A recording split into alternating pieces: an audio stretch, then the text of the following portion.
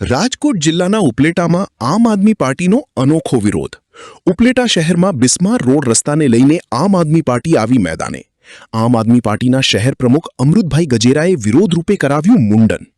ખરાબ રોડ રસ્તાને લઈને પ્રજા ત્રાહિમામ થઈ રહી હોય ખાડા અને રોડ રસ્તાનું બેસણું યોજી ક્રિયા કરી। નગરપાલિકા તંત્રને અનેકવાર રજૂઆત કરવા છતાં પણ ધ્યાન આપતી ન હોવાનો આક્ષેપ। રોડ રસ્તાના કામોમાં ભ્રષ્ટાચાર થયાનો પણ કરાયો આક્ષેપ। આપના કાર્યકરો ભેગા થઈ સૂત્રોચ્ચાર કરી વિરોધ નોંધાવ્યો। અમૃતભાઈ ગજેરા, ઉપલેટા આમ આદમી શહેરના પ્રમુખ।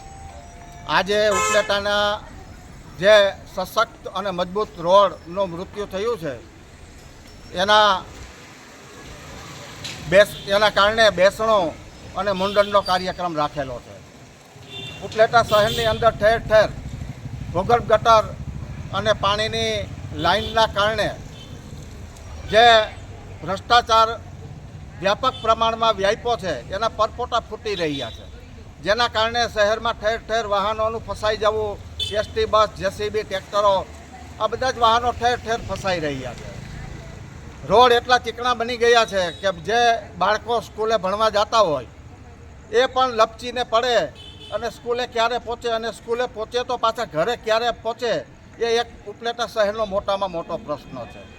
ઉપલેટામાં જે ભૂગર્ભ ગટર અને નળ સે જલનો જે કામ ચાલી રહ્યા છે તેમાં વ્યાપક પ્રમાણમાં ભ્રષ્ટાચાર ફાલી ફૂલીને લોકોની નજર સામે આવ્યો છે।